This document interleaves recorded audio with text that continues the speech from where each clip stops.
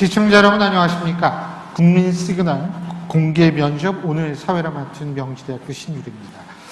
이제 대선이 6개월 남았습니다. 그래서 대한민국 제1야당 국민의힘도 본격적으로 대선 후보 경선에 돌입을 했는데요. 현재 대선 후보 경선에 참여하신 경선 후보들은 총 12분입니다. 그래서 이 12분을 6분, 이 두 그룹으로 나누어서 오늘과 내일 이틀 동안 공개 면접을 실시할 예정인데요. 여기서 중요한 점, 사전 조율이 전혀 없다는 점입니다. 그렇기 때문에 시청자 여러분들은 후보들의 어떤 위기관리 능력이라든지 그때그때의 대응 능력을 또 판단할 수 있는 중요한 근거가 될 수 있는 시간이라고 생각이 됩니다. 그러면 오늘과 내일 이틀 동안 면접위원으로 수고해 주실 세 분의 면접위원을 소개해 드리겠습니다. 먼저 제 이 앉은 순서대로 제가 소개해 드릴 텐데요. 경향신문 기자 출신이시죠. 현재 뉴스톱 대표 기자이신 김준일 기자 나오고 계십니다. 네, 안녕하세요. 김준일입니다. 그리고 전 동양대 교수시죠. 진중권 교수께서 자리하고 계십니다.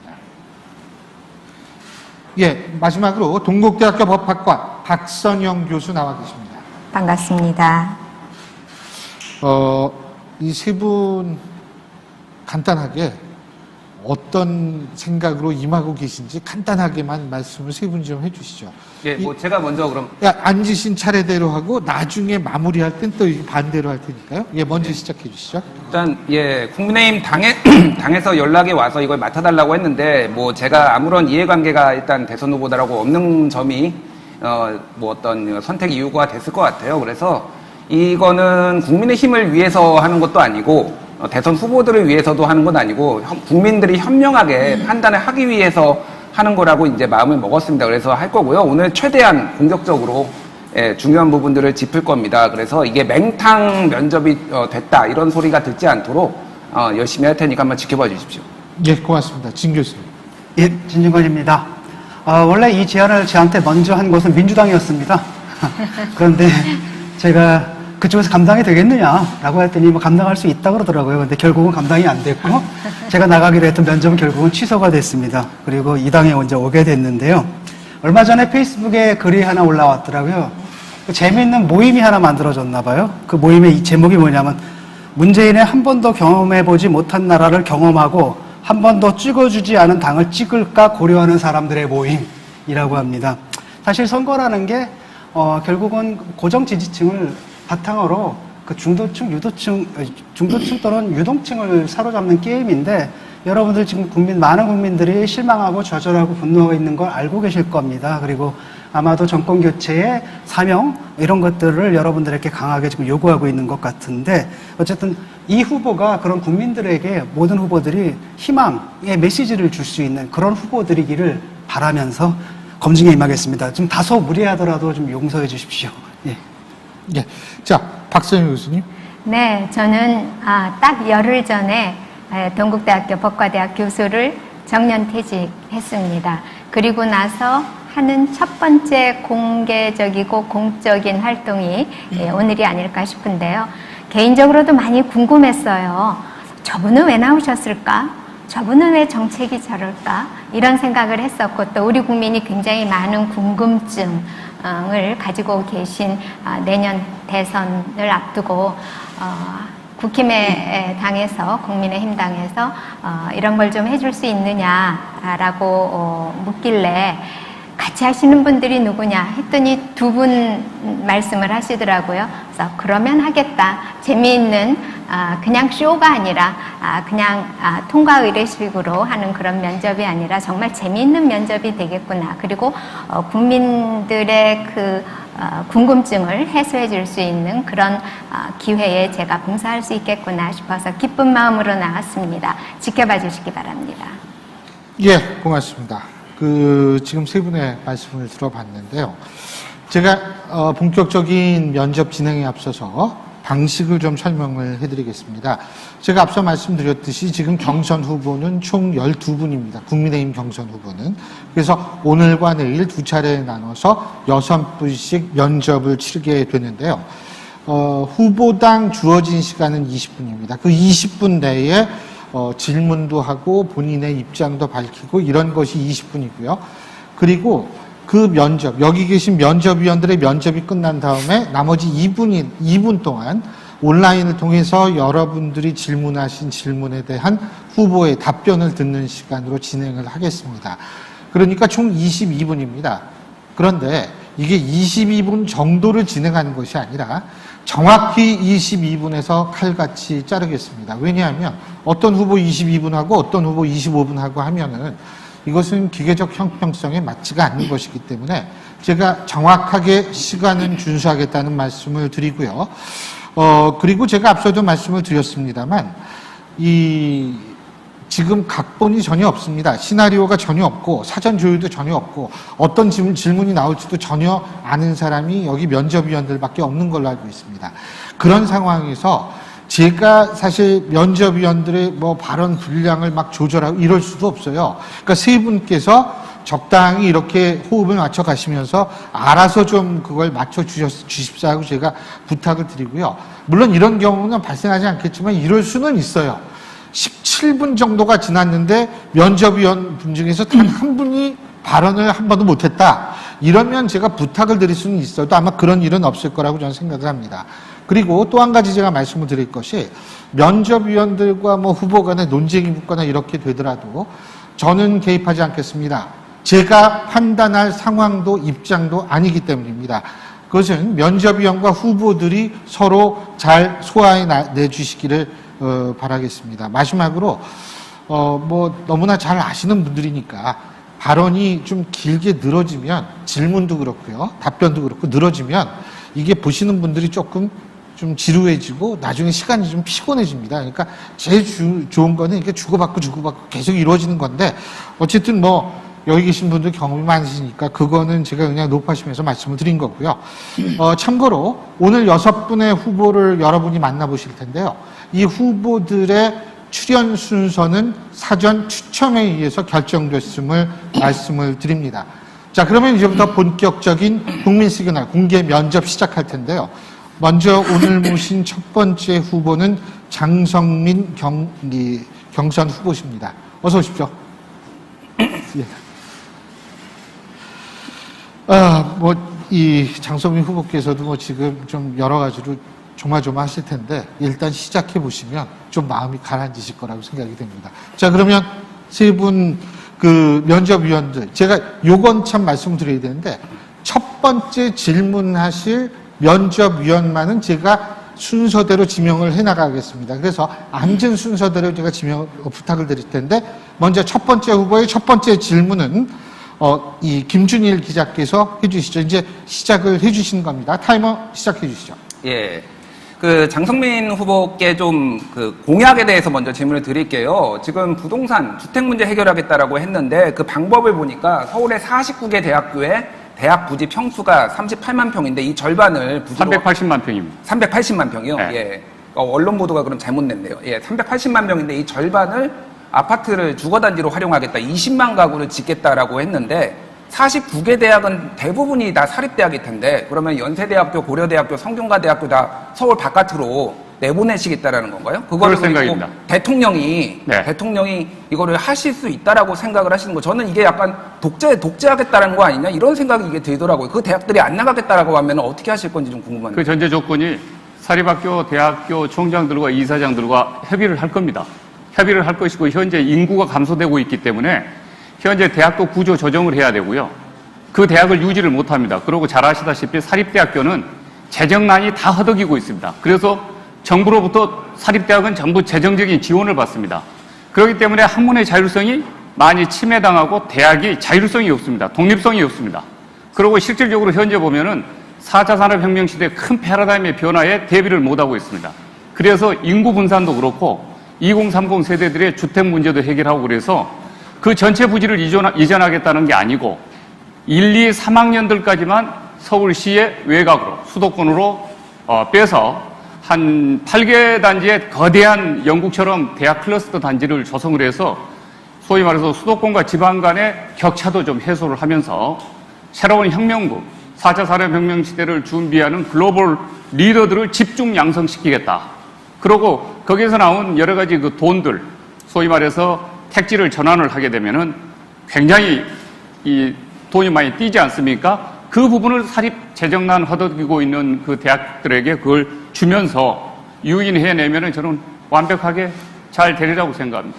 아니 그러니까 안 나가겠다고 하는 대학들을 설득을 하실 수가 있냐고. 인서울의 메리트가 얼마나 큰 거를 잘 아실 텐데 대학들이 나가겠습니까? 이게 현실성이 있는 거라고 보세요? 제가 여기서 구체적으로 더 많이 말씀을 드릴 수 없지만 그분들이 나가는 것이 훨씬 이익이 크다고 생각할 겁니다.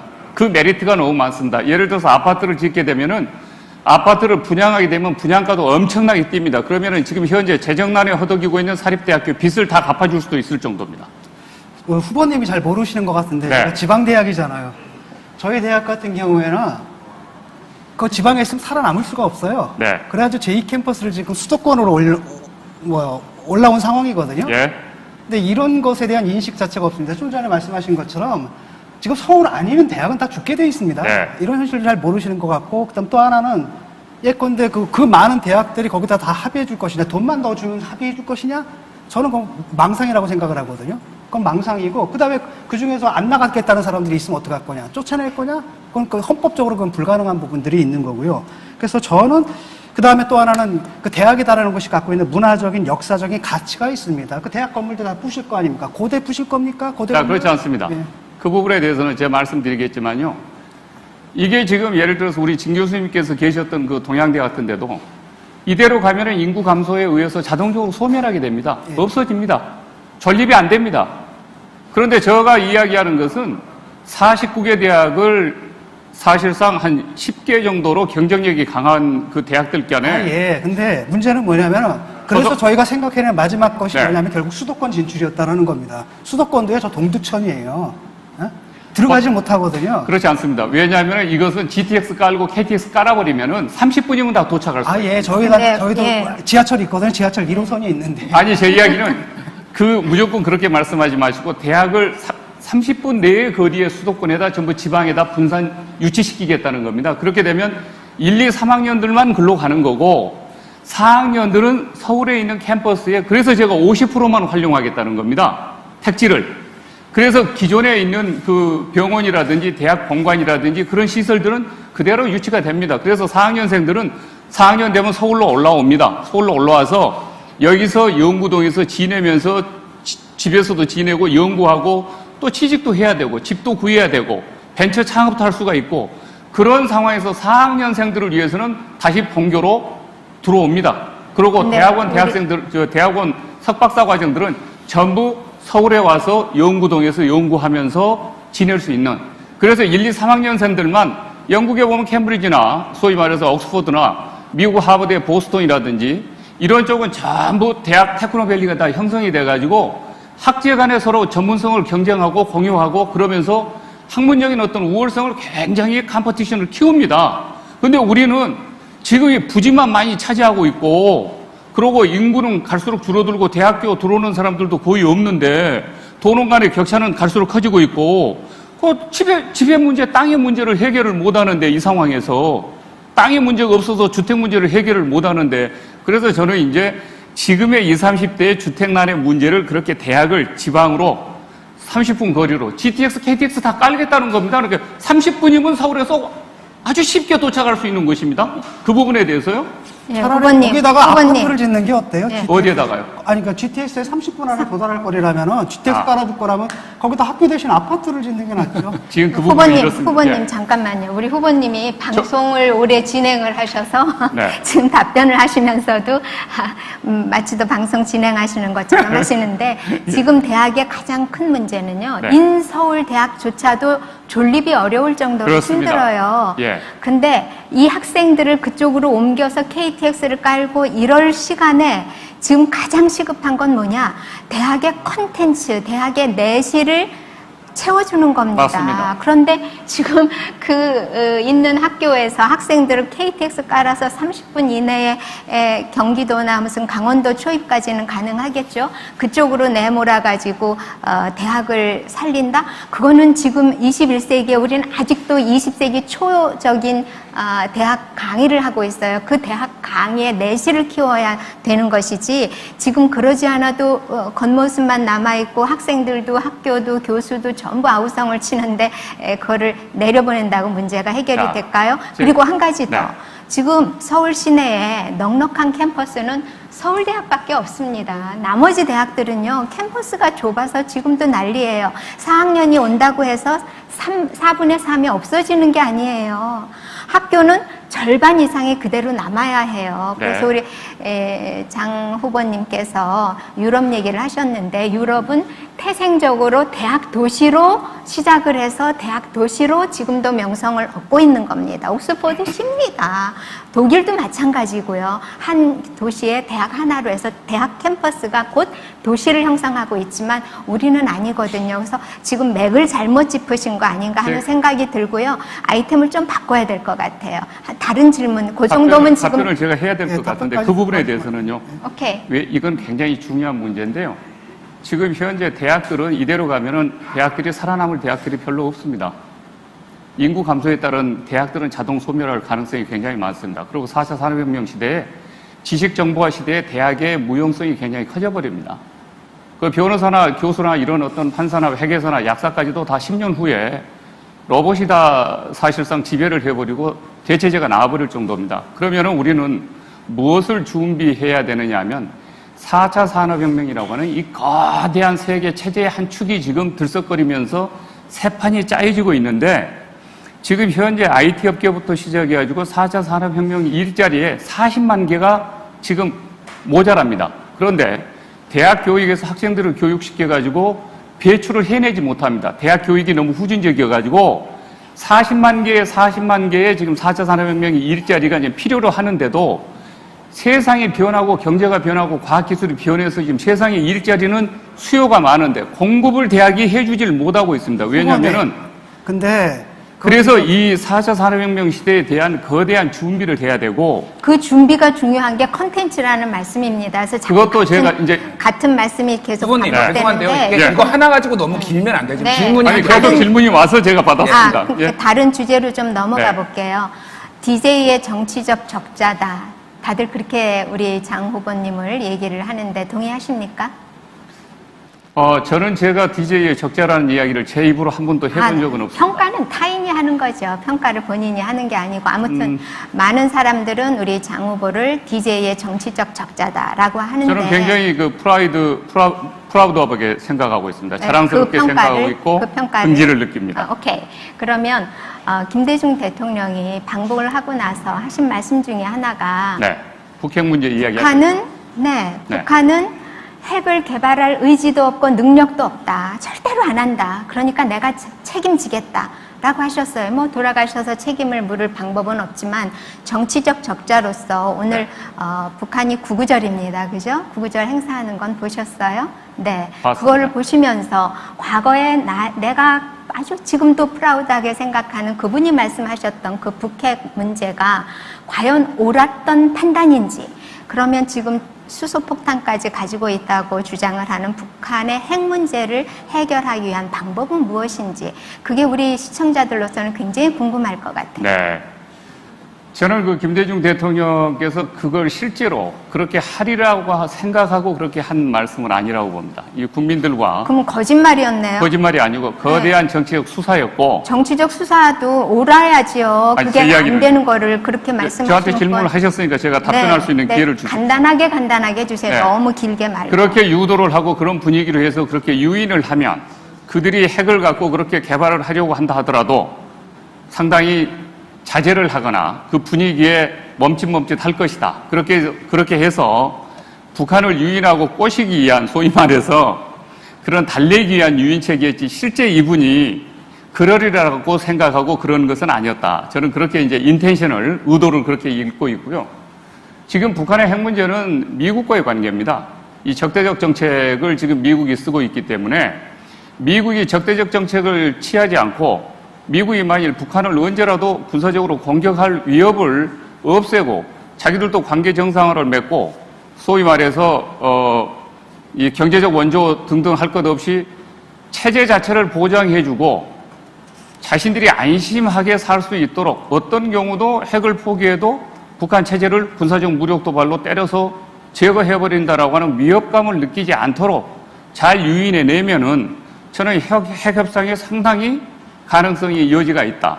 그런데 만일 그렇게 해서 1차적으로 외교적으로 협상에 들어가서 북한이 그럼에도 불구하고 아무리 미국과 모든 쪽에서 다 체제를 보장하고 관계 정상화를 맺고 경제적 지원을 해주고 뭐 우리도 이제 평화 체제로 돌아가서 다 이런 문제를 군사적 대결 관계를 해체시키고 한다고 해서 자신들을 안심시켜 놓는다 하더라도 그래도 우리는 못 믿는다. 당신들을.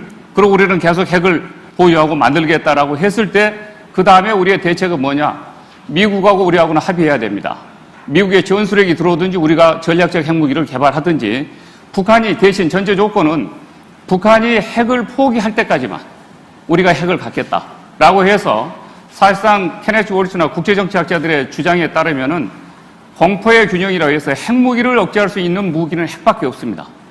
그래서 제가 오늘 끝나고 나면은 어제 우리가 그 7일날 SLBM 성공했기 때문에 굉장한 성공인데요. 북한의 SLBM을 억제할 수 있는 대단한 한국의 군사력의 개가입니다. 아마 세계 6위 정도 됐는데 이거 얼마든지 우리도 핵 개발하면 소형 핵탄도 탑재할 수가 있습니다. 북한 그래서 당신들이 핵을 만들어도 필요가 없다. 미국의 해우산이 있고 한미동맹이 강하고 그리고 만일 필요하면 우리가 전술핵 무기를 가지고 올 거고 반입할 거고 그리고 우리가 당신네들을 핵으로 억지를 시키면 당신네들은 경제체제가 무너진다. 그렇게 되면 붕괴밖에 더 되겠냐. 그렇게 해서 저는 얼마든지 북한이 핵을 포기하지 않으면 우리가 전술핵 내지는 핵을 포기할 때까지 핵 잠수함까지도 추진해야 된다는 생각을 갖고 있습니다. 네, 후보님. 말씀하십시오. 네, 시간이 없으니까 하세요. 제가 하나 할게요. 예. 저는 장성민 후보에 대한 메신저로서의 신뢰가 굉장히 낮아요. 솔직히 말씀드리면은. 예. 예전에 장성민의 시사탱크 진행하셨죠. 네. 예, 그 역대 모든 프로그램, 시사 프로그램 중에 가장 방심이 징계를 많이 받은 프로그램인 거 아시죠? 네. 예. 그래서 TV조선이 방통위 재승인을 못 받을 뻔했습니다. 그 진행하시는 것 때문에. 그때 당시에 5.18에 북한군이 침투했다. 5.18 민주화운동에. 그거를 여과 없이 내보내가지고 굉장히 문제가 됐어요. 그거에 대해서 지금도 그렇게 혹시 믿고 계신지 하나 하고, 작년에도 4월에 김정은이 회복 불능 상태에 빠졌다라고 했는데 며칠 뒤에 김정은 국무위원장 공식 석상에 나타났거든요. 왜 이렇게 확인되지 않은 정보들을 그렇게 막 유포를 하시는지 좀 진지하게 답변을 좀 해주십시오. 시사탱크에서 진행했었던 북한군이 광주 특수군이 투입됐다라고 하는 것은 제가 한 이야기 아니고요. 출연자가 이야기하는 거고요. 근데 그거 검증할 의무가 있잖아요, 그러니까. 검증할 의무는 제가 진행 중에 계속해서 1, 2부로 원래 하기로 돼 있었는데 1부는 발언을 다 듣고 2부에 가서는 전부 검증할 단계를 준비하고 있었거든요. 그런데 이제 출연진이 일주일 간격으로 출연을 하기로 돼 있었는데 제가 방송 끝날 때는 하자가 없었기 때문에 3, 4일 동안 조용했었어요. 그런데 다른 방송, 채널A 방송에서 무리한 사람을 불러다가 무리한 이야기를 한 바람에 그게 터져가지고 사실상 기존 방송들이 종편을 그때 타겟으로 삼으면서 억울한 누명을 쓰고 같이 파편을 맞았는데 저는 그런 발언을 한 번도 한 적이 없습니다. 아니, 그럼 북한군이 개입을 했다라는 건 저는 절대 믿지 않습니다. 믿을 수도 없고 믿어서도 안 됩니다. 그것은 광주 5.18을 그건 민주주의를 어떻게 보면 모욕하는 것입니다. 그런 부분에 대해서는 절대 있을 수 없는 일입니다. 예, 잠깐만요. 여기서요. 네. 그 5.18을 모욕하는 거는 있을 수 없다 그러셨는데 2000년인가요? 5.18 기념식 내려가셔서 한잔 하셨죠. 그래서 막 난리가 나고 문제가 생기고 그랬죠. 그 부분에 대해서는 모욕하는 거 아닙니까? 그게 모욕한 게 아니고요. 그때 광주에 저희들이 내려갔었던 것은 어떤 때냐 그러면은 5.18이 첫 김대중 정부가 들어서서 국립공원화되는 국립묘지로 승격되는 날이었습니다. 그걸 축하해주고 그걸 기리기 위해서 내려간 겁니다. 그때 당시 전야제가 열렸는데요. 광주 온 시내가 전부 문을 열고 술밥을 다 공짜로 주는 그런 대축제의 장이었습니다. 그 축제의 장에 김태용 의원님이라고 우리 초선 새벽 20일 개혁 모임의 의원님이 자기 지역구의 노래방에 식사 끝나고 나서 가라오케 노래방 준비를 해놨으니까 글로 가자. 그것도 다 문을 열어놨었습니다.